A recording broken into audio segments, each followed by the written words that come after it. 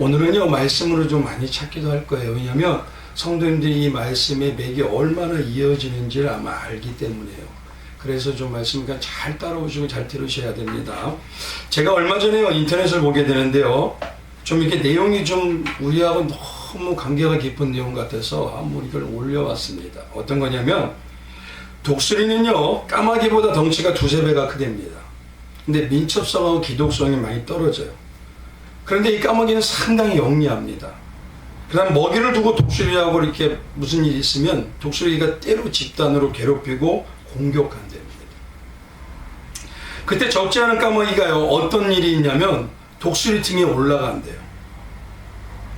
그리고 달라붙어가지고 깃털을 아마 이 발톱으로 꽉 잡는답니다. 그리고 독수리 목덜미에 있는 그 살을요 막 쪼아대기 시작한대요. 근데 그 쪼아대면 어떻게 되냐면 목덜미에서 피가 난답니다. 너무 잔인하고 좀 괴롭힘이 많습니다. 근데 독수리는 피를 흘리면서도요 고개를 돌려서 맞서 싸우지 않습니다. 좀 이상하지 않습니까? 아니 아프면 싸워야 될 텐데. 근데 이 독수리가 그때 이상한 행동을 하나 한답니다. 계속 쪼아서 피를 흘리는데도 아프면서도 독수리는요 그저 날개를 쫙 펴고 그때부터 하늘로 올라가기 시작한다. 거센 기류가 하늘에 있어도요 그걸 뚫고 간대요. 점점 높이 1000m 올라가고 2000m 올라가고 계속 아무리 아파도 계속 올라갑니다. 그러면 어떻게 될까요? 산소가 점점 부족해지죠. 높이 오를수록 온도는 점점 뚝뚝 떨어집니다. 그러면 그때 어떤 일이 있냐면은 결국 까마귀가요 눈이 뒤집혀 버려요. 왜냐하면 작은 몸으로는요 그 추위와 그 기류를 견디지 못해요. 그래서 높은 곳에서요 가장 높은 곳에서 그때 뚝 떨어져 버려요. 그리고 떨어져서 죽게 돼요. 쉽게 말하면 맞아 죽어서 그런 게 아니라 높이 올라가서 죽는 거예요. 제가 이 내용을 보면서 무릎을 딱 쳤어요. 왜냐면 성도가 세상에서 보여야 할 삶이 저 자세구나, 저것이면 되는구나. 그러면 우리가 저절로 승리하는구나. 때때로 보면요 세상은요 자기들이 잘못할 때가 있어요. 어떤 면에서 세상은 자기의 욕심과 개인적으로 살기 때문에 욕망이 넘치죠. 근데 성도인 우리가요 누가 봐도 평범하게 그것은 아닌데, 그것은 그러면 안 되는데 그러면서 뭐라고 하는데, 그런데 그들이 뭐라면 어떻게 예수를 믿는다고 하면서 사람들이 그렇게 얘기해요. 그리고 때때로 빈정대기도 하고 핀잔을 주기도 합니다. 우리는요 말도 하지 말아야 되고 무조건 참아야 된다는 식으로 괴롭힘을 느낄 수가 있어요. 한 번은 제가 얼마 전에요 우리 아이하고 다이소라는 데서 가서 물건을 좀 사려고 그랬어요. 뭐 교회에 필요한 물건 하나 사려고 하는데 어떤 분이 당당하게요 그 다이소 들어가는 주차장 입구를 차를 반을 딱 막아버린 거예요. 그리고 전혀 자기는 잘못한 게 없는 것처럼 하더라고요. 차들이 들어가기가 너무 어려웠습니다. 그래서 저도 순간 뭐냐면 욱 하고 올라오니까 제가 투덜대 버렸어요. 아니 사람이 무슨 주차를 저렇게 해? 자기 혼자 쓰는 길인가? 근데요 그렇게 얘기하면 또 안 될 것 같아서 간신히 피해서 주차장으로 들어갔습니다. 그리고 차를 대고 나와서 가게 문을 딱 여는데 갑자기 뒤에서 큰 소리가 들리는 거예요. 뭐냐면 목사님이 그렇게 하시면 돼요? 목사님이 그렇게 화를 내시면 되겠어요? 제가 목사님 교회도 갔었는데 그러면 됩니까? 이 교회 이 소리가 거의 다 들리도록. 쉽게 말하면요 큰 소리는 뭐냐, 봐라 목사가 저렇게 화를 낸다. 그래서 저는요 순간 뜨끔했어요. 저분이 언제 우리 교회 오셨지? 야 이거 큰일 나겠다 이거. 근데 이게 어떻게 됐냐면 뒤에 어떤 분이 초등학생을 데리고 아들을 데리고 온 아버지가 있었어요. 근데 제 뒤에 그분도 들어오다가 못 들어오는 거예요. 봉고차니까. 간신히 들어오는데 뒤에선 차들이 5-6대가 밀려가지고 막 빵빵 대는 거야. 안 가려. 그래서 이분이 조금 큰 소리로 그때 화를 냈나 봅니다. 막 뭐라고 그랬나 봐요. 어떻게 그렇게 돼서 못 들어가게 하냐고. 자기 잘못은 상관없고 다른 사람이 듣도록 그렇게 큰 소리를 지르는 거예요. 알고 보니까 제가 아니라 그분이 또 목사님이셨어요. 이 목사님들 민망한지요. 잠깐 한동안 이렇게 보더니만 가게로 그냥 들어가시더라고요. 근데 놀라운 건요, 그 사람은요, 마치 자기가 이겼다고 생각합니다. 이겼다고 생각하면서 의기양양해서요, 차를 몰고 이제 가. 과연 그럴 때 어떻게 해야 될까요? 같이 먹어야지. 같이 먹어요? 바로 오늘 이 독수리와 같이 까마귀 같은 이야기가요, 우리에게 우리의 방향을 보여줍니다. 우리만의 본질은 하늘 높은 곳, 예수님의 십자가의 복음과 부활신앙으로 우리의 본질은 영적 하늘을 소망하면서 높이 더 올라가면 전신갑주를 입을수록 결국 우리는 튼튼해지는데 그들은 자기에게 넘어지게 되어 있습니다. 다른 걸 볼 게 없어요. 우리는 올라가면 돼요, 그냥. 그래서 이런 기독교 신앙의 핵심이 세상은 도저히 감당 안 되는 그 능력, 그 예수님이 이루었다는 완벽한 복음의 확증의 능력, 그것이 가슴에 새기는 날이 오늘 부활주일입니다. 다시 말하면요, 성도들은요, 세상과 타협하지 말아야 될 게 분명히 있습니다. 타협하지 말라는 건요, 세상의 문제 보지 말고 내 길을 독수리처럼 날려 올라가라. 그럼 그게 문제가 해결하는 방향이에요. 그것이 뭐냐면요, 동정녀 탄생하고 무제한 피를 흘리신 대속의 십자가입니다.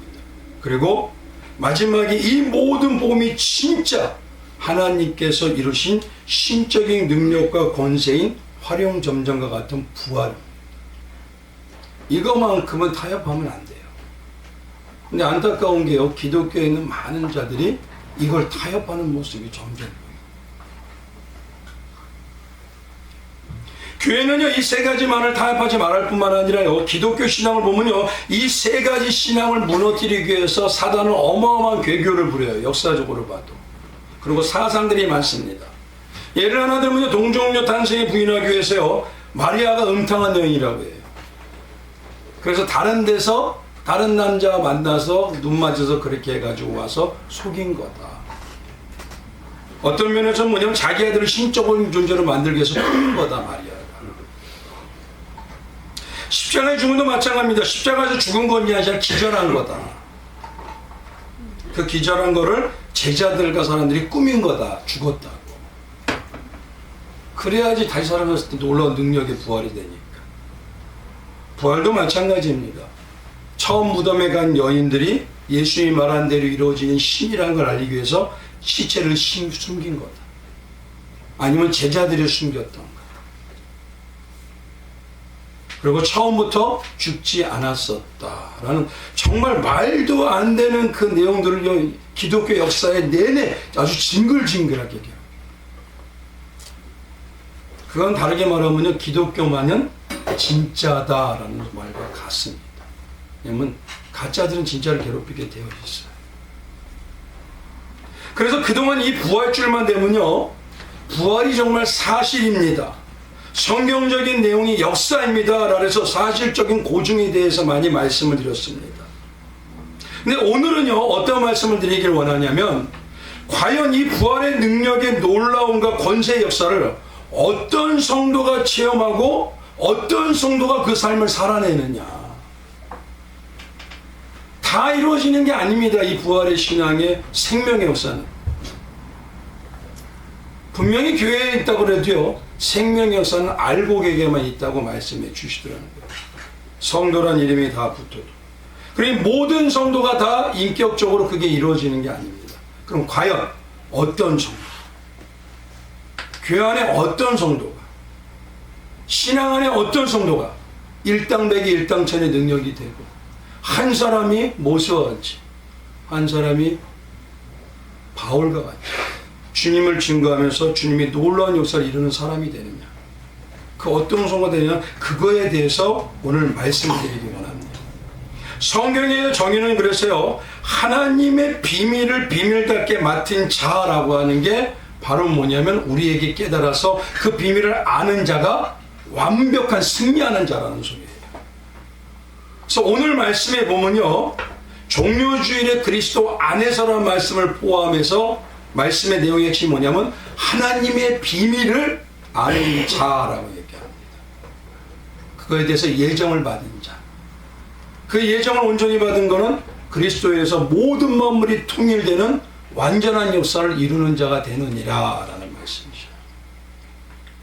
그래서 먼저요, 오늘 이 시간에요, 이 비밀을 아는 것도 그리스도 안에서 연결되는 말씀으로 가지고 있기 때문에, 먼저 중요한 건 뭐냐면, 내가 지금 예수 안에서인 비밀을 아는 자가 아니라 다른 것에 혹시 창념하고 있지는 않느냐, 다른 것을 바라보면서 나는 여전히 신앙생활 올바로 하고 있다고 생각하고 있지는 않느냐, 그 부분에 대해서 말씀드렸던 게 전 시간에 바로 종료주일의 말씀인 그리스도 안에 대해서 말씀이었습니다. 그래서 지난 시간에 이 말씀인 안에, 그리스도 안에 대한 말씀을요, 잠시 점검하고, 그리고 오늘 본문 말씀으로 연결시켜서 말씀드리고자 합니다. 성경에 특히 뭐냐, 이것은요, 예수 안에서와 그리스도 안에서, 이 표현은 어디서 가장 많이 쓰냐면 바울이 옥중서신에서 많이 씁니다. 옥중서신이라는 건요, 결국 뭐냐면 성도에게 괜한 고난을 당할 수가 있어요. 어려움을 당할 수가 있어요. 삶이 감옥 같을 때로 있고 앞뒤가 보이지 않는 막막한 현실일 수가 있습니다. 그러나 그곳에서도 승리하는 유일한 그는 예수 안에서 거하는 거라는 겁니다. 그게 쉽게 말하면 이 독수리처럼 하늘 높이 올라가는 예수 안에서의 능력이 우리에게 승리의 노래와 능력을 이룰 수 있는 일체의 비결이라는 것이에요. 그래서 바울은요, 수없이 많은 부분에 특히 예배소서에 귀가 딱정이가 질 정도로 이것을 강조합니다. 그것만이 우리가 온전히 승리하는 향기를 내는 놀라운 역사이다라는 것이에요. 그래서 바울은 빌립보서 4장에 가보면요, 그리스도 안에 이 신앙을 뭐라고 하냐면 가장 능력의 신앙인 자족의 신앙이라고 그래요. 자족의 신앙은요, 어마어마한 것입니다. 일체의 비결을 배운 신앙이에요. 가장 장성한 신앙입니다. 그 자족의 신앙을 그래서 빌립보서 4장에 이렇게 얘기하죠. 11절부터 내가 궁핍으로 말하는 것이 아니라 어떠한 형편인지 나는 자족하기를 배웠나니 나는 미천에 처할 줄도 알고 풍부에 처할 줄도 알아 모든 일 곧 배부름과 배고픔과 풍부와 궁핍에 처할 줄 아는 일체의 비결을 배웠노라. 근데 그것이 어떻게 되는지를 아느냐라고 13절에 얘기한 게 뭐냐, 내게 능력 주시는 자, 그분이 하시고자 하면은 내 삶에서 그분 안에서 놀라운 역사가 나타나느니라 라고 13절에 고백하는 겁니다. 그래서 그 안의 신앙을요, 오늘 예배소서 본문에는 뭐라고 얘기하냐면은 예정하여 깨닫게 하신 하나님의 최고의 비밀, 그 비밀을 아는 신앙이라고 얘기하는 거예요. 그 안의 신앙. 그래서 이 비밀을 깨닫은 자가 바로 전인격적으로요, 이 부활은 뭐냐면 생명의 부활입니다. 생명의 부활이라는 건 뭐냐면 해결되는 부활. 죽은 것 같은데 살아나는 부활. 안 되는 것 같은데 다시 역사하는 능력. 이것이 바로 뭐냐면 생명의 부활. 그런 성도가 과연 누구냐? 그런 성도가. 그래서 말씀드린 대로요, 바울을 일명 그리스도 안에서의 신학이라고 하고, 그가 가장 많이 말한 것 중에 하나에서 비밀인 하나님의 비밀에 대해서 얘기를 많이 합니다. 근데 말씀드린 대로요, 우리는요, 너무 입술로는 예수 안의 신앙이라고 얘기하는데, 우리가 강조하고 우리 교회에서 말씀드린 예수 중심과 십자가의 중심이 아니라, 어떤 신앙은 특정 교회만 강조를 해요. 어떤 신앙은 어떤 목사와 은사자만 강조를 합니다. 그뿐만이 아니라 심지어 어떤 분야 특정적인 어떤 성경만을 강조합니다. 자기가 결국 뭐냐면 자기가 보고 받아들이는 그것, 그러니까 결국 누구주의 아니면 내 개인주의에서 나오는 것들이라는 거예요. 그러니까 예수 안에서란 예수 중심이 아니라 내 개인주의면서도 예수 안에 있다고 착각하는지도 모른다는 것이죠. 그런 뭐냐면 예수 안에 있다고 하면서 내가 착각하는 게 한 가지가 뭐냐면은 예수를 인간적으로 그냥 위대한 분으로 만든 부분이 밖에 없는 사람들도 있습니다. 그게 바로 자유신학주의자들이에요. 그리고 캐톨릭입니다. 캐톨릭은 인간이 그래서 성인이 될 수가 있다고 해요. 성스러운 존재. 아닙니다. 성경이 말하는 건 죄인이지 예수의 은혜가 아니면 성스러운 존재, 거룩한 존재가 될 수가 없습니다. 그래서 특정적으로 뭐냐면 이런 모습이 나타나는 어떤 목회자나 어떤 교회나 아니면 어떤 성경이 나타나는 모습 중에 나타나는 게 어떤 게 있냐면 이상한 뭐냐면은 우리가 그냥 특별한 한 계층을 가지고 말하는 다른 신학적인 사조를 얘기해요. 그래서 가난한 자들 위한 민중신학이나 해방신학 등을 얘기하고 복과 능력으로만 해석하는 번영신학, 형통신학이요. 이 사람이 가장 유명했던 게 조엘 오스틴이죠. 책도 어마어마하게 했습니다. 그 교회는요 미어 터집니다. 몇만 명에 한 번. 결국 그건 뭐냐면 자기 중심이에요. 근데 그것뿐만이 아닙니다. 복음을 얘기한다고 하지만은요 하나님의 사랑을 얘기한다고 하지만 너무 왜곡된 사랑을 얘기하는 경우도 있어요. 바로 뭐냐면 WCC 같은 경우죠. 예수의 십자가의 길은 다양한 구원 중에 하나다. 그거예요. 그게 세계 교회 협의회라고 그래서요 많은 자들이 뭐냐면 모여서 WEA라는 것은 뭐냐면 한국 복음주의 협의회라고 하는데 그건 뭐냐? 예수 그리스도가 구주임을 강조는 하는 건 맞습니다. 그런데 문제는 뭐냐면 온전한 회개와 회개의 삶이 없는 그냥 동성애자도 자기가 원하면 믿을 수 있다, 믿음이다 라고 인정해주고 문화적으로 있는 마르크스주의 같은 게 뭐냐면 물질주의 또 세속주의, 물질만능주의 다 이런 것들이 뭐냐면 중생과 성화가 없는 또 알곡과 가라지가 없는 개념을 말하고 있는 종교적인 모습들. 이런 영적 폐악의 영향으로요 교회에서 성도들에게 나타나 그 영향으로 나타나는 게 어떤 것들이냐면 서로 끼리끼리의 모습이 많아요. 동양이 같고 지역이 같고 지역이 같고 뭐냐면 혈연이 같고 학연이 같으면 같이 모여 직업이 같으면 직업대 모이는 자들도 있습니다. 제가 어느 교회라고 말씀드린 이 주변에도요 그 교회 나가지 장사가 된대요. 그 교회 나가지 사람이 나온대요.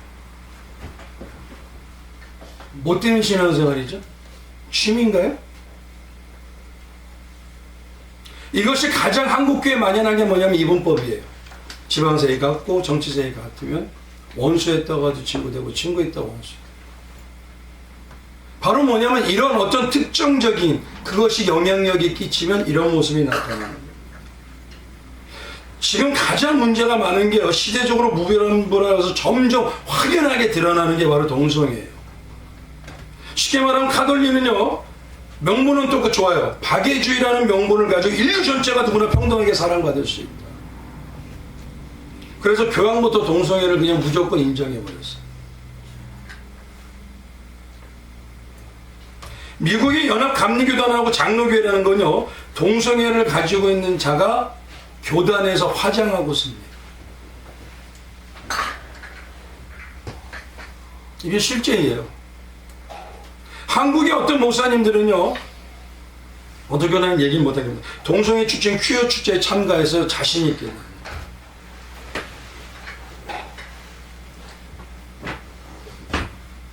어떤 자들은요 그들에게 안수하고 주례도 서줍니다. 제가 볼 때 이렇게 기독교가 가시적으로 변질되는 게 보인다는 건요 점점 때가 가까이 오는 거예요. 그러니까 시대를 분별하지 않으면 내가 지금 어디를 가고 있는지를 알지 않으면 안 되는 거지. 그래서 이제는 교회가 성도가 점점 신앙에서 신분주의라는 건 배워서 알아요. 제자훈련 받고 성경 공부해서는 압니다. 근데 실제 신앙을 보면 구원은 예수님께서 완전하게 나를 아무 조건 없이 구원해 주신 은혜인 신분주의인데 교회 안에 들어오면 뭐가 되느냐면 이제 뭐냐면 내가 열심히 한 만큼 난 복을 더 받고 더 잘 되고 나는 24장로에 들어가고 12지파에 들어가고 그렇게 특별한 존재를 바꿔버린 차등의식이 넘쳐나 버렸어요. 그러니 그런 차등의식이 넘쳐나는 그 기준이 뭐냐? 이 땅에서 잘 되는 것이 되는 거예요. 물질 축복 갖고 보호받고 돈 가지고 권력 가지고 명예 가지고 그 안에서 거짓과 시기와 질투가 난무하는데도 그건 관계가 없어. 그것만 있으면 축복받은 것 같아요. 그러니 결국 마지막에 요즘 시대에서 가장 문제가 되는 게 뭐냐? 하나님께서 다 이루셨습니다는 신본주의 없어져요. 그래서 어떻게 되냐? 99%는 하나님이 구원해 주시지만 1%는 우리 안에서 나오는 노력이 있어야 돼요. 죄인이 무슨 노력이 나오면 그게 의로워지죠? 근데 이런 모습이요, 지금 거의 다 점령해 버렸어요.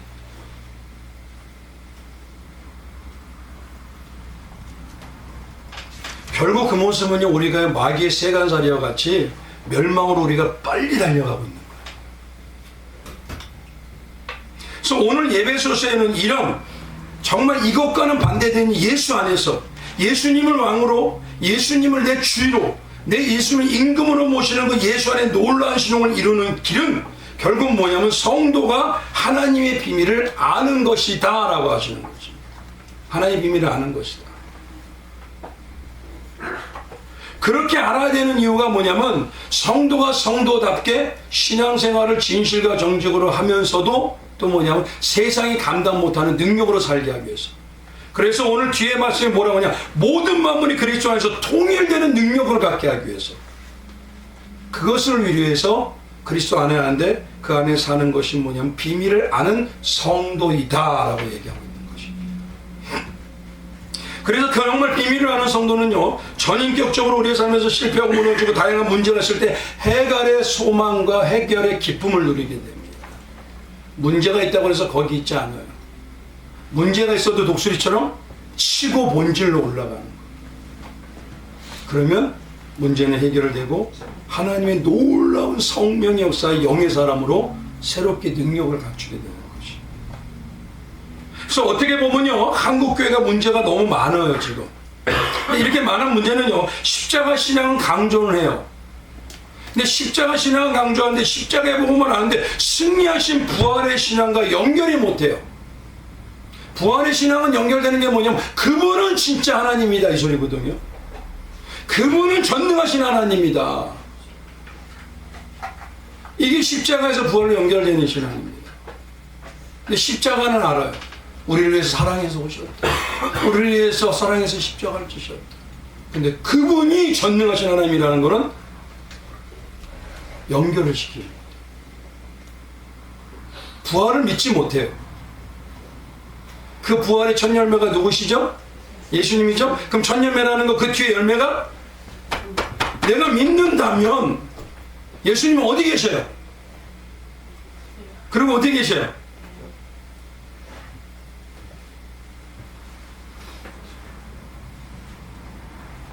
결국 뭐냐면 하나님의 목적을 잃어버리고 있는 거예요. 그래서 오늘은 성도라면 누구나요, 신앙의 주인공이 되고 싶어요. 그래서 비밀을 알고 싶어하는 성도들이 참 많습니다. 그래서 이 비밀을 알기 위해서 은사가 강한 교회를 막 찾아다녀요. 떠돌이처럼. 은사가 있다, 기적이 나타나면 거기를 머리를 싸매지고 막 갑니다. 옛날에 기도원에 많이 갔죠. 그럼 어떤 목사나 아니면 교회 목자나 아니면 교회는요, 자기들이 자주 쓰는 게 많으면 우리 교회는 비밀의 말씀이 있어 이 소리입니다. 비밀의 말씀. 도대체 비밀의 말씀은 어떤 거예요?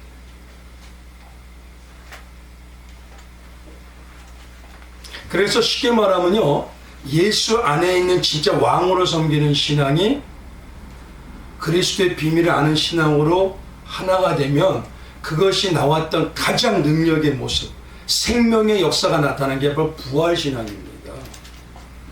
그래서 오늘은요, 예수님의 과연 비밀이 뭔지, 하나님께서 영광이라고 하는 독사를 쓸 정도로 하나님만이 이루시고 어떤 존재도 못한다는 그 비밀이 뭔지, 그거에 대해서 오늘 말씀드리려고 하는 것이. 먼저 비밀이라는 말들을 보면요, 비밀은 쉽게 말하면 한문으로 볼 때는 숨길 비에 빽빽할 밀자입니다. 그래서 뭐냐? 매우 촘촘하게 은밀하게 틈이 없게 숨겼다라는 뜻이에요. 근데 성경에서 말하는 이 비밀이라는 말은요, 조금 우리가 보는 말과 좀 틀려요. 조금 더 확장되어 있습니다. 구약에서는 이 비밀이란 말을요, 소드라고 합니다. 소드. 그래서 비밀이란 말은 뭐냐면 첫 번째 그 안에 모의하다, 의논하다. 그리고 조금 더 깊이 들어가면 이 비밀이라는 게 가깝다, 친밀하다, 교통하다 말한 뜻이 있습니다. 소드가. 신약에서 이것을요 번역된 게 뭐냐 미스테리온이라고 합니다. 그건 뭐냐 단순히 숨겨진 사실을 넘어서 특정적인 얘기를 딱 규결시켜서 뭐냐 하나님께서 감추셨다가 때가 되어서 계시로 계시가 뭡니까? 성경의 계시입니다. 하나님의 말씀을 계시했네요. 계시로 밝히신 신비로운 진리라고 하는 거죠. 그래서 이걸 하나로 합하면 구약과 신약의 이 비밀이란 말을 하나로 딱 합하면 뭐냐? 삼위 하나님께서 창세전에 이미 모의하셨어요. 의논하시고. 그리고 하나님께서 그 이유가 뭐냐? 우리를 친밀하게 하나님과 가까이 하기 위해서. 왜냐하면 하나님과 가까이 하면 할수록 어둠의 세력은 떠나고 능력의 권세가 나타나잖아요. 그래서 감추었다가 떼게 되니까 계시인 성경의 말씀을 깨닫게 하셔서 어떤 진리가 능력과 권세가 되게 하시는 그 진리, 여기서 그래요. 우리를 말씀을 깨닫게 하셔서 어떤 진리를 하게 하시는 때가 돼야 되는 겁니다. 하나님이. 그 진리가 있다는 거예요.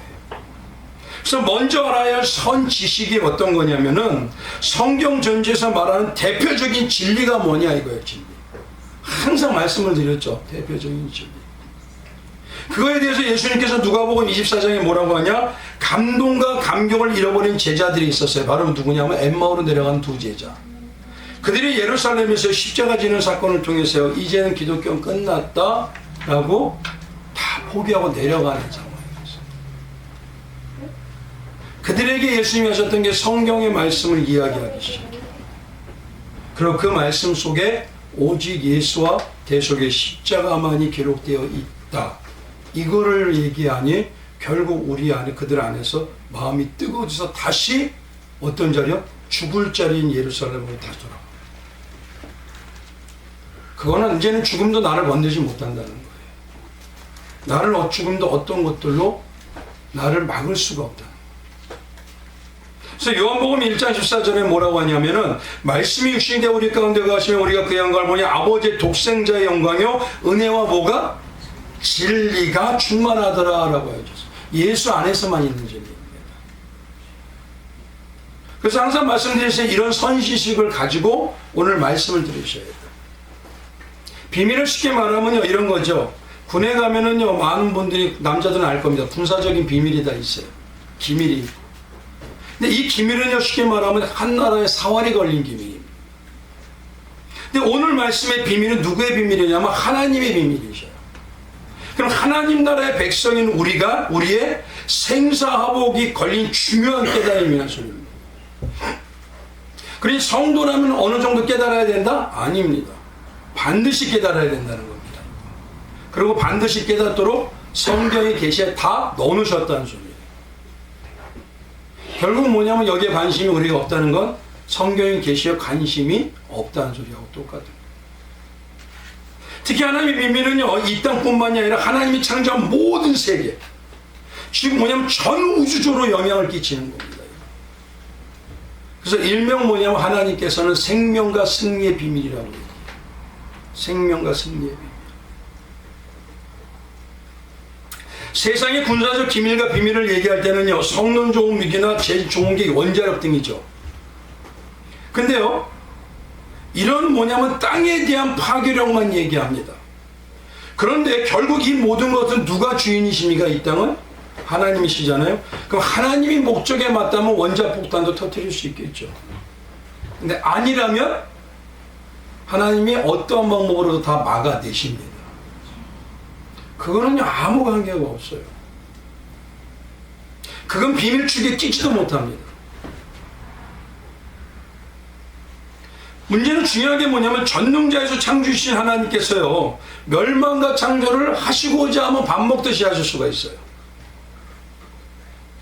근데 하나님께서 비밀이라고 얘기하시고 그 비밀이라고 얘기하는 거 하나님이 알려주시고 깨닫게 하신다는 겁니다. 그런 자가 일명 성령이 내주한 성도이고 하늘의 영적 권세와 능력을 받아낸 예수의 신부요 온전히 생명의 역사를 보였던 부활의 신앙을 가진 자라죠. 마치 누가 같냐면요, 이런 자들은요 생명의 부활의 소유를 가고 있기 때문에 그 한 사람이요 어디를 가든지 일당백이 일당천이 나와요. 그리고 그 사람이 죽이는 게 아니라 사람을 세우고 살리는 역사가 나옵니다. 대표적으로 성경에 누가 있을까요? 요셉은 어떻습니까?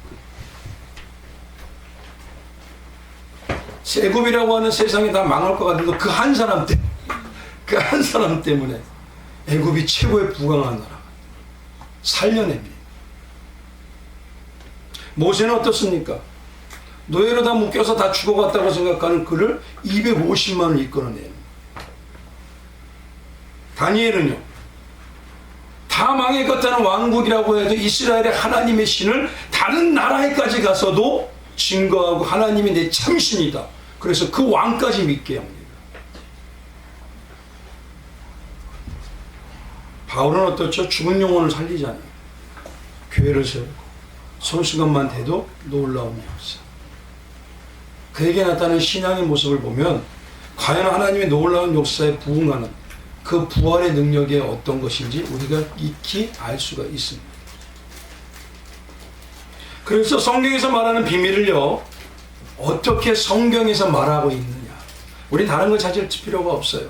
성경에서 비밀을 어떻게 성경에서 다양한 구절에서 얘기하고 있느냐, 그것을 보면요 이 비밀이라는 게 단순한 것 같지만 어마어마하다는 걸 금방 알 수가 있습니다.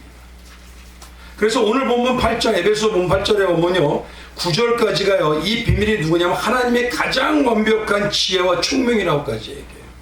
그래서 8절 한번 가보십시오. 이는 그가 모든 지혜와 총명 우리에게 넘치게 하사.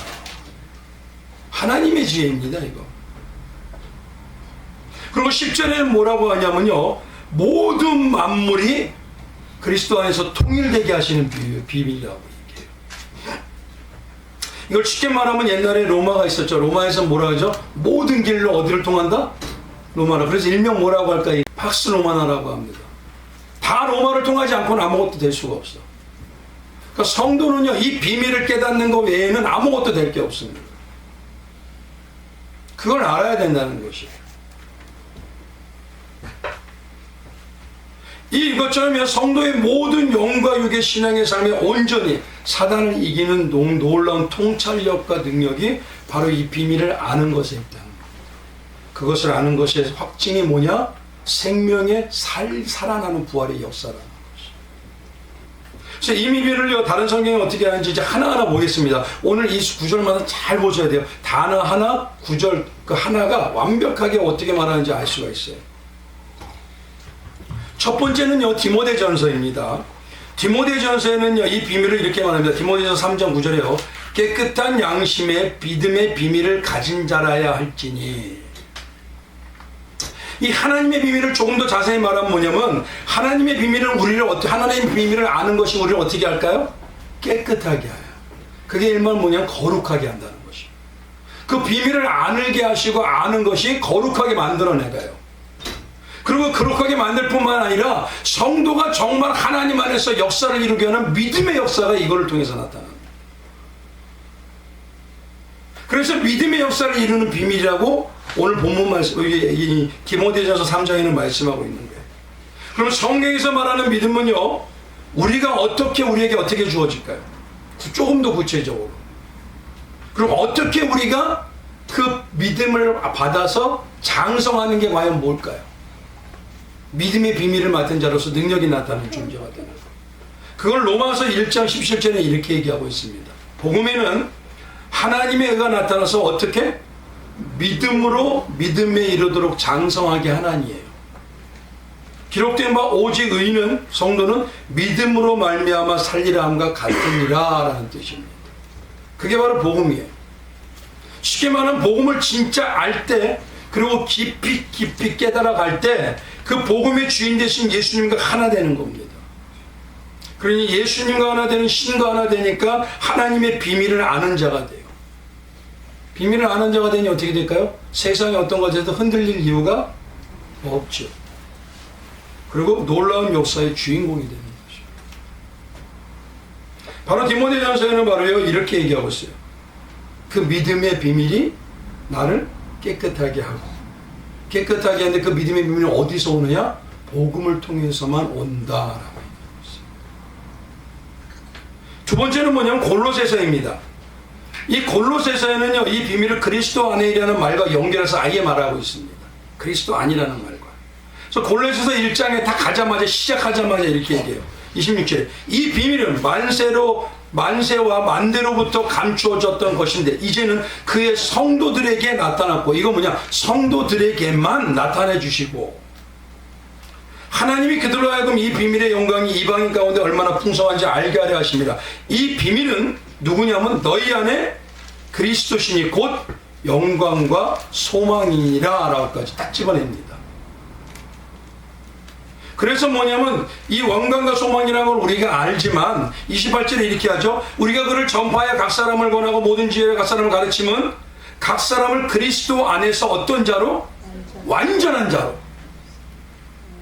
그게 뭐냐면 완전자가 일명 그리스도화가 되는 것입니다. 성도에게만 가르치고 깨닫게 하셔서 완전한 자로 세우는 비밀.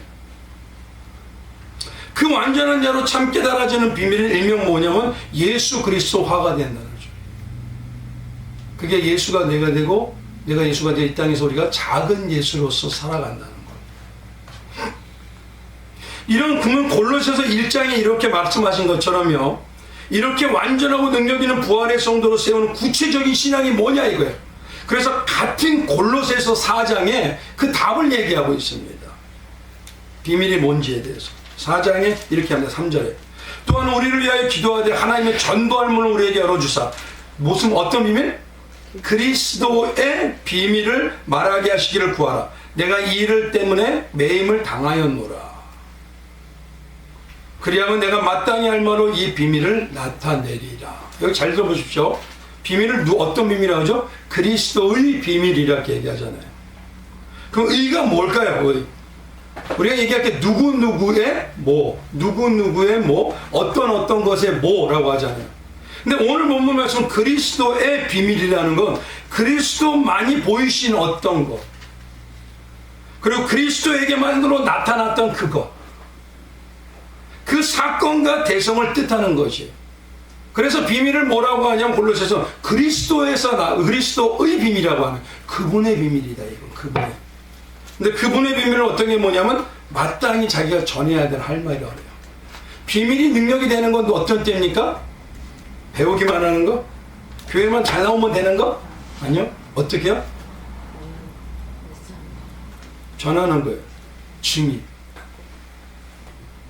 증인되지 않으면요, 그 비밀의 역사는 확장이 안 됩니다. 여기만 모여 있어요. 내 컵에 담기듯이. 능력이 되는 거냐, 확장이 돼야 되는 겁니다. 전하지 않는데 내가 나가서 일을 안 하는데 뭔 확장이 돼요? 퍼지질 않는데. 그렇잖아요. 그러니까 지금 안타까운 거예요. 지금의 성도들은 여기는 모아놨어요. 잔뜩 모아있어요. 근데 이 확장을 안 시켜요. 확장은요, 증거할 때 확장이 되는 거예요. 내가 하는 게 아니라 그 증거를 타고 성령의 역사와 하나님의 놀라운 기적의 역사, 천군천사가 움직이기 시작하는 거예요. 그러니까 비밀을 한다고 하지 마세요. 증인이 안 되는 거는 비밀 안 한 거 아닙니다.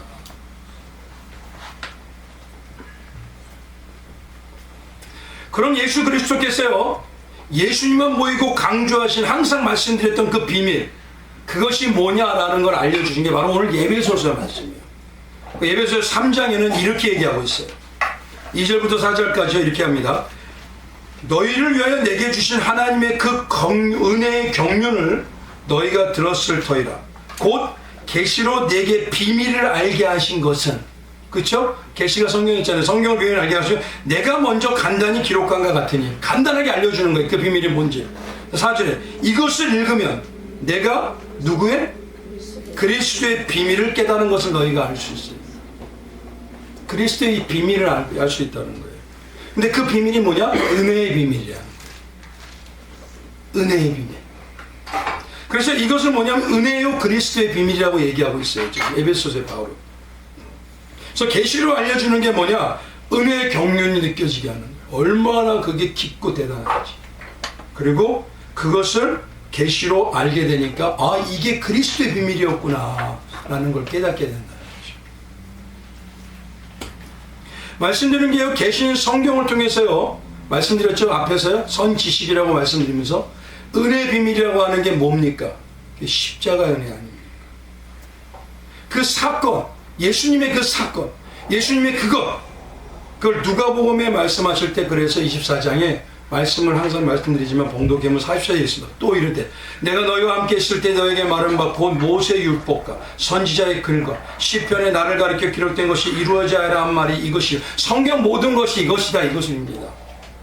이에 그들의 마음을 열어 성경을 깨닫게 하시고 또 이르되 이같이 그리스도가 고난을 받고 제3일에, 그거에 대해서 성경을 해석해 주는 거예요. 3일에 고난을 받고 3일에 죽은 자 가운데 살아날 것과 또 그의 이름으로 죄사함을 받게 하는 회개가 예루살렘에 시작해서 모든 족속에 전파될 것이 기록되었으니 너희는 이 모든 것의 뭐다? 증인이다. 증인이라는 건요, 증거의 대상과 함께 살고 말하고 행동하는 것을 말하는 거죠. 그러니까 여기서만 있는 거는요, 나는 지금 공급받는 거예요. 어떤 분은 그러더라고요. 교회 안에만 있는 신앙을 영적인 비만으로 점점 커집니다. 그러니까 나오는 게 어떤 거냐면 분별은 해요. 아, 단어가 들려서 뭐하지. 옛날 무디 목사님이 하니까 어느 학자가 목사님 설교가 끝나는데 몇십 군데 요거 틀렸어요. 그런데 그 목사님 뭐라고 하시냐면 나는 몇십 군데 틀려도 영혼들이 살아납니다. 당신은 그 능력을 가지고 뭐 이게 중요한 사건입니다. 그래서 예배소서 5장에 같은 예배소에 보면 5장에 보면요, 증거가 되는 대상과 함께 살고 말하고 행동하는 그 증인을 뭐라고 얘기하냐면은 이렇게 얘기해요. 예배소서 5장이에요. 이게 지금 비밀을 계속 연결해서 말씀드리는 겁니다. 31절이죠. 우리 같이 한번 읽어봐요. 두 절이니까 같이 읽어볼까요? 시작. 그러므로 사람이 부모를 떠나 그의 아내와 합하여 이 둘이 한 육체가 될지니 이 비밀이 크도다. 나는 그리스도와 교회에 대하여 말하노라. 이 비밀을요, 그리스도와 교회의 신부에게 주어졌다고 해요. 그리고 신부가 자기인 신랑인 예수와 하나 되고 동행하는, 쉽게 말하면 혼인한 것 같은 삶이에요. 우리가 사람이 혼자 사는 것하고요, 혼인한 사람은요, 처세 자체가 틀립니다. 아마 느낄 겁니다. 그래서 이렇게 혼인한 것 같은 비밀을 알게 하시고 그 안에 사는 바울을 뭐라고 하냐? 이런 혼인한 것 같은 비밀을 알게 하시는, 혼인한 것 같은 비밀을, 그거를 바울은 일명 항상 말씀드렸던 신학이 있죠. 나의 자아는 죽고 예수 그의 십자가의 은혜로만 사는 자. 그가 영생을 사는 자예요. 영생. 십자가에서 일명 십자가의 영생을 사는 자랍니다. 그래서 이런 자를요, 성경은 진짜 비밀을 아는 자라. 그래서 조금 더 보면은요, 고린도서 4장에는요, 이렇게까지 하세요. 그 비밀을 아는 자는 어떤 것이냐, 뭐라 그러냐면, 일꾼이라고 얘기합니다. 일꾼. 일꾼은 어떤 자들이죠? 받아만 먹나요? 그래서 증인을 일꾼이라고 얘기해요. 내 삶을 살아야 하는 자. 이래서 살아야 되는 자. 그래서 신앙은요, 듣는 것과 배우는 것과 행함이 없으면 그건 온전한 신앙이 아닙니다. 그건 비밀을 아는 자의 모습이 아닙니다. 결국 뭐냐면 일꾼이 됐다는 것은 맡겨줬다는 거예요. 맡겨준다는 건 뭐냐? 진짜 능력이기 때문에 줬다는 거예요. 쉽게 말하면 달란트 비유처럼 황금 달란트. 예수님은 그래서 뭐라고 하냐면 이 비밀을요, 딱 두 가지로 얘기를 많이 하셔요. 뭐냐? 하나님 나라의 비밀이다. 천국의 비밀이다. 이렇게 얘기하죠. 그래서 성경에서 천국을 무엇이라고 합니까? 천국을. 예수님이 뭐라고 하셨죠? 마태복음 3장 2절에 가보면 가장 먼저 한 게 있죠. 회개하라, 천국에 가까이 왔느니라. 성경에서 말하는 천국은요, 움직이는 천국이에요. 천국이요. 이 땅에 오신, 움직여 오신 천국이 뭡니까? 예수님이잖아요. 그래서 천국은 장소가 아닙니다. 예수의 통치를 받는 자, 예수와 하나 된 자를 말하는 거예요. 그가 천국의 삶을 사는 거예요.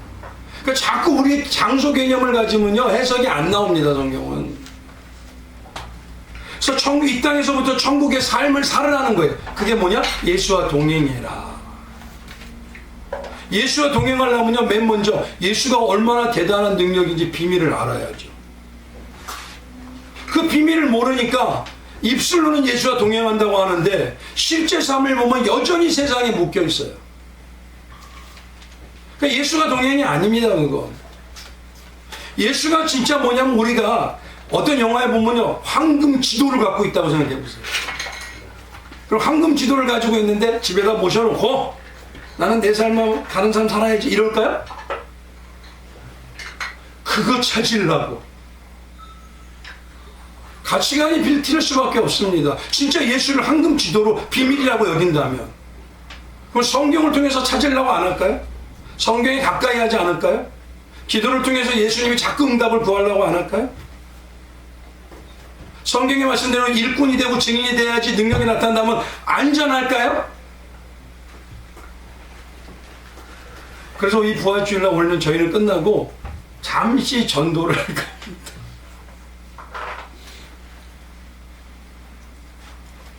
그래서 이 땅에부터 우리가 천국의 삶을 살아서요, 하늘에 있는 천국의 삶으로 연결돼야 돼요. 그래서 하나님을 안다, 하나님 안에 있다, 그걸 가지고 뭐냐면 일명 야다라고 합니다. 안다. 야다는 뭐냐면 부부처럼 오랫동안 눈빛만 봐도 앱니다, 이거예요. 저분이 저 사람이 뭐 생각하는지. 그런 자가 일명 뭐냐면 천국의 비밀을 아는 이긴 자인 것입니다. 그래서 계시록의 20장 6절에 보면 이렇게 얘기해요. 첫째 부활에 참여하는 자들은 복이 있고 거룩하도다. 얘기하잖아요, 거룩하다. 둘째 사망이 그들을 다치를 권세라 얻고 어둠의 세력이 못 건드려요. 도리어 그들이 하나님과 그리스도의 제사장이 되어 1000년 동안, 1000년이라는 건요, 하나님의 숫자는 완전수예요. 완전하게 그리스도와 더불어 왕 노릇하리라. 성경의 기록을 다 하고 계십니다. 그래서 우리가 정말 비밀이라고 하는 예수와 그 십자가의 비밀을 영육간의 삶으로 살아낼 때, 하나가 될 때, 그 살아냄을 사는 성도가 바로 성경에서 말하면 성령 받은 성도요, 알곡이요, 그 자에겐 당연하게 옥토밭이 되는 길을 가게 되어 있다는 것입니다. 그러니 시작이 얼마나 30별 닮을지 모르지만 60% 닮고 나중에 예수와 하나 되는 100%가 되는 거예요. 그걸 바울이 보여준 거 아닙니까? 그게 뭐냐면 그런 삶을 살아가는 성도가 바로 하나님께 영광 돌리는 자예요. 그래서 하나님이 하나님 하실 수 있는 그게 독사라는 영광입니다. 바로 예수 그리스도 하나 되게 하는 것. 십자가의 삶을 세상을 살아가고 싶을까요? 아니죠. 성도 외에는 진짜 살지 못합니다. 그게 우리가 항상 말했더니 먹든지 마시든지 무엇을 하기 위해서 살라? 영광을 위해서 살라는 겁니다. 그게 비밀을 아는 자답게 살라, 이 소리입니다.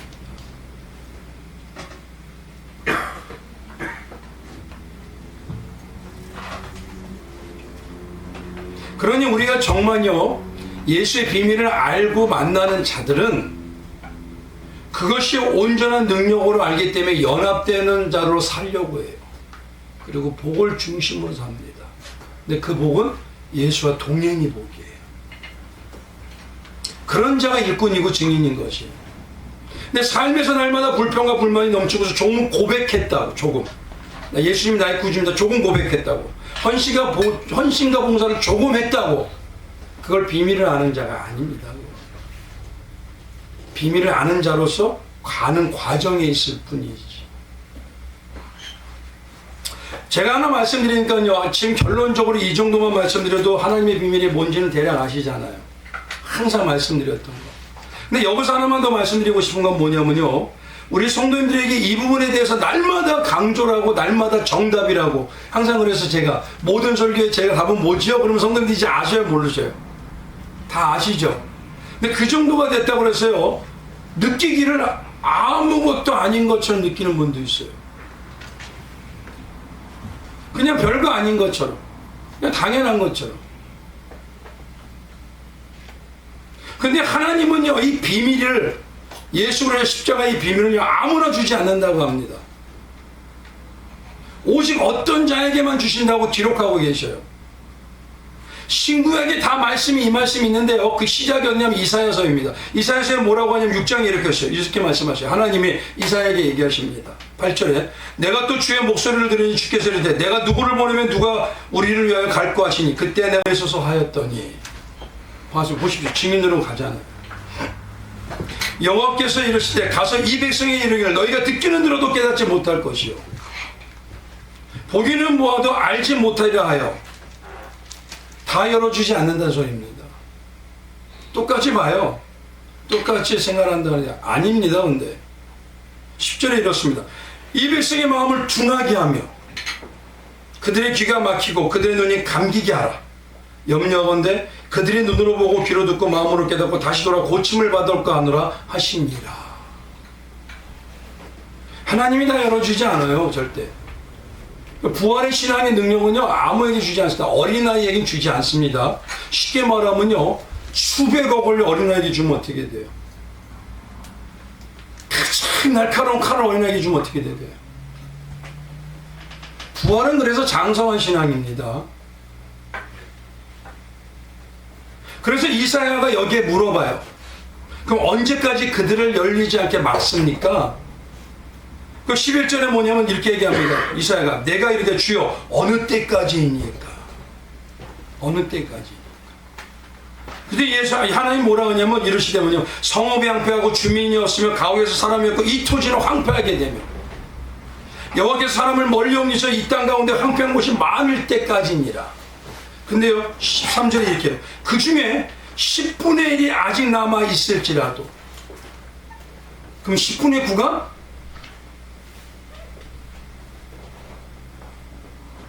이것도 황폐하게 될 것이나 밤나무와 상수나무가 배임을 당해도 그 그루터기에 남아있는 것 같이 거룩한 씨가 이 땅에 그루터기니라 하시더라. 쉽게 말하면요, 황폐한 모습이라면 멸망이 할 때까지 안 열어줘요.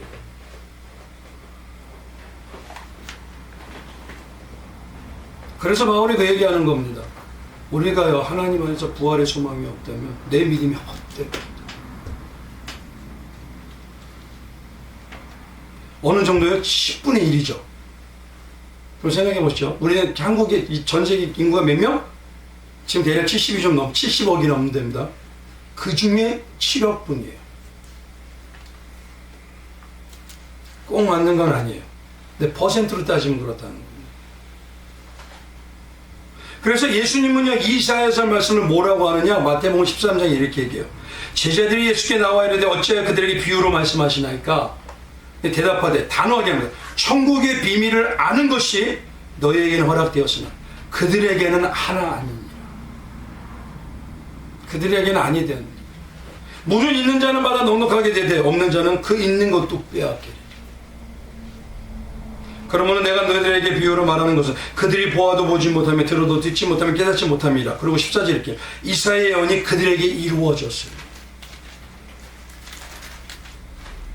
잘 생각해 보십시오.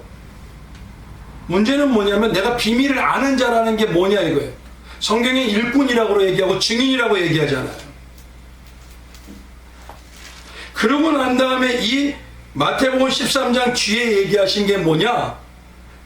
예수님께서 이사야 말씀이 이루어졌느라고 얘기한 게 바로 네 가지 밭의 비유입니다. 이 뒤에 말씀하신 게. 밭이 몇 가지가 있는데 뭐죠? 돌짝밭, 길가밭, 가시밭, 두밭. 몇 분의 몇이죠? 이걸 퍼센트로 얘기하면 그렇다는 얘기입니다. 꼭 맞는 건 아니라도. 근데 마지막 지금 얘기하는 강의하는 비유에 보면 마태복음 25장에 가면 어떻죠?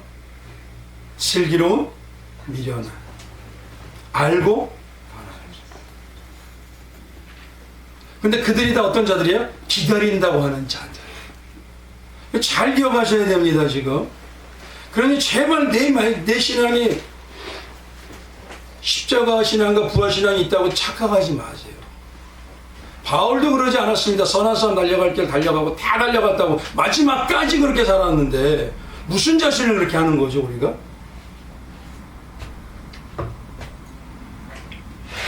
다 믿는다고 믿는 게 아닙니다.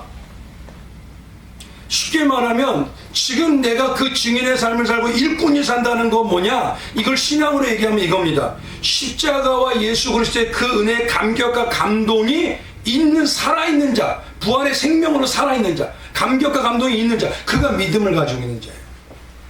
지금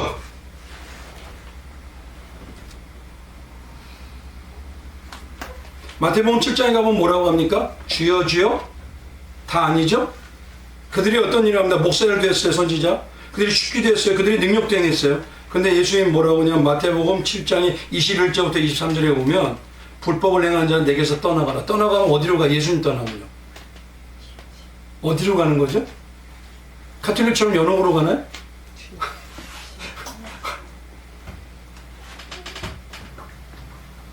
다 기다리는 것 같아요. 아닙니다. 비밀을 다 아는 것 같아요. 아닙니다. 비밀을 아는 자는 증인이 되고 일꾼의 삶이 나옵니다. 그래서 예수님의 비밀을 진짜 아는 성도에게 가장 뚜렷하게 나타나는 게 뭐냐면 먼저가 뭐냐? 예배의 소중함이에요. 행함이 나와요. 신앙의 소중함이에요. 어디에 있든지 말씀 중심이 돼요. 교회의 소중함이에요.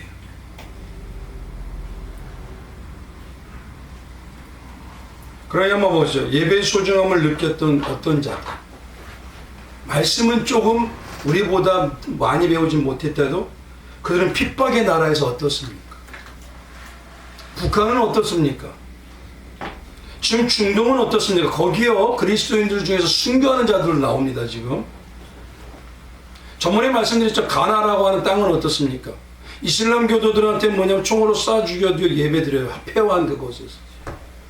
만약에 우리에게 그런 일이 있다면 우리 정말 믿으실래요? 내가 믿는 게 아니라 부활신앙이 내 안에 없으면 못 믿어요. 초대교회들처럼 순교하면서도 자기 아들에게 자기 딸에게 얘들아 오늘 걱정하지 마. 너는 오늘 이 시간에 잠시 고통이지만 영원히 살게 될 거야. 이거 어떻게 자신할 거니?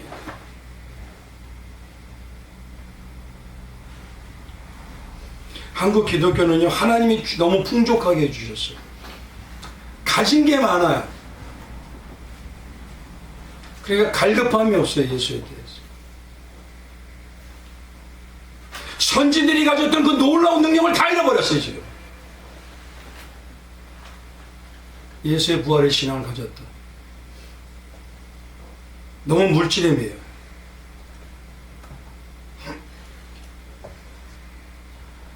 그래서 기독교의 강조는 뭐냐? 항상 제가 말씀드렸죠. 두 가지입니다. 부활신앙만이 아니에요. 십자가 그리고 뭐죠? 그리고 부활신앙. 십자가가 없는 부활은 있을 수가 없어요. 부활이 능력, 신앙이 있고 내가 능력이 나타나면 그 사람은 반드시 십자가에 하나 된 사람이에요. 그래서 지금처럼 부활주의에서 부활만 강조하지 않습니다. 왜 우리가 사순절 지나고 고난주화가 연결시킬까요? 십자가 은혜 회복되지 않으면 부활의 능력은 꿈도 꾸지 말라는 겁니다. 한번 여쭤보겠습니다. 우리 고난주화 사순절 어땠습니까? 어떻게 하셨어요? 묵상집 어떻게 하셔요? 아니 이거는 그냥 숨길 필요가 없어요. 내가 하나님이 주신 은혜가 내 안에 있다면, 은혜 신앙이 십자가 감동이 있고 감격이 있다면 지금도 말씀에 들어가서 하나 보고 그거 하나 보고 잠시라도 5분 기도해요. 너무 안타까운 건요, 많은 교회마다 사순절 묵상집은 나갑니다. 고난주간은 지나가요. 근데 죄송해요, 스스로 그 은혜를 회복하지 못해요. 그러니까 부활의 신앙은 택도 없는 얘기입니다. 그러면서 뭐라고 하냐? 나는 잘하는 성도예요. 능력이 없는데 무슨 껍데기만 있는데 잘하는 겁니까? 배워서 지식으로 가지고 고백하시는 건 있을 수 있어요. 근데 다윗처럼 바울처럼 가장 고상한 것으로서 성도들의 신앙의 선지들처럼 그런 하나님이 살아서 역사하시는 능력을 왜 잃어버렸냐 이거예요. 성경을 알고 있는 것과 믿는 건 틀린 겁니다. 배운 것과 사는 건 틀린 겁니다. 그래서 바울은요, 이게 얼마나 대단한지 단호하게 딱 고린도전서 1장에 딱 얘기해요. 1장 우리 18절만 한번 볼까요? 고린도전서 1장 18절 한 절만 같이 봉독합니다. 같이 봉독하겠습니다. 시작. 십자가의 도가 멸망하는 자들에게는 미련한 것이요 구원을 받은 우리에게는 뭐다? 하나님의 능력이다. 아멘. 진짜 능력으로 안다면 어떻게 하실래요? 진짜 보아가 숨겨놓은 지도를 가지고 있다면 어떻게 하실 거냐고요. 그래서 비밀을 말하는 자와 비밀을 사는 자는 틀린 겁니다. 사는 자는요, 부활신앙이 나오게 되어 있습니다. 이제 말씀을 마칠게요. 성경은요, 하나님의 깊이가 있는 하나님의 깊이의 비밀의 말씀입니다. 그런데 단순하다고 해서 깊이가 얇지가 않아요. 어마어마합니다, 이거. 근데 진짜 하나님의 비밀인 십자가 그리고 부활은요, 그 신앙 마치 밭에 감춘 보화 같아요. 어떤 자들에게는 잠시 보고 스쳐 지나가고 끝이에요. 잠시 보고 밭은 좋다, 땅이 넓네, 교회 크네, 요거만 하고 끝날 수 있어요. 근데 어떤 자들에게는요, 그 안에 있는 생명의 부활의 능력을 체험하면서 살아가는 자들이 있습니다. 근데 제가 단언합니다. 많지 않을 수 있어요. 그러나 한 사람은 성경에 와보시죠. 민족을 이동시키고 통일왕국을 만들고 일당백이 일당천. 그 사람이 가면은 그 지역이 생명으로 바뀌어버려요. 그래서 정말 우리 성도님들이 사는 그곳이 성도님 때문에 하나님이 살아서 역사하시나 봐. 성도님이 기도해 주면 모든 게 되는 것 같아. 성도님이 내 말을 나와 함께하면 내가 기쁨으로 힘있게 돼. 이런 고백을 들으시길 주님의 이름으로 축원드립니다. 그래서 성도님과 같이 하면 껄쩍지. 성도 맞아? 이건 진짜. 그런 중요한 건 뭐냐면요, 이건 쉽지 않습니다. 인간이 생각할 때 쉽지가 않아요. 그러나 낙심하지 말고 하나님의 비밀의 능력임을 진짜 믿고 십자가와 예수 그리스도 하나 되는 작은 예수가 되는 거예요. 그리고 인내하면서 나간다면요, 하나님은 하나님의 때가 될 때 우리를 반드시 인정해 주세요. 그때 바울처럼 놀라운 증인과 일꾼의 축복의 역사를 받아 누리는 자가 되는 것입니다. 그런 성도가 되어서요, 하늘을 높이 날아서 문제를 해결하는 독수리와 같이 우리 힘있게 되시는 예수만 보이는 교회 성도님 되시길 주님의 이름으로 축원드리겠습니다. 오늘 이 시간에 한번 잠시 기도하기를 원합니다.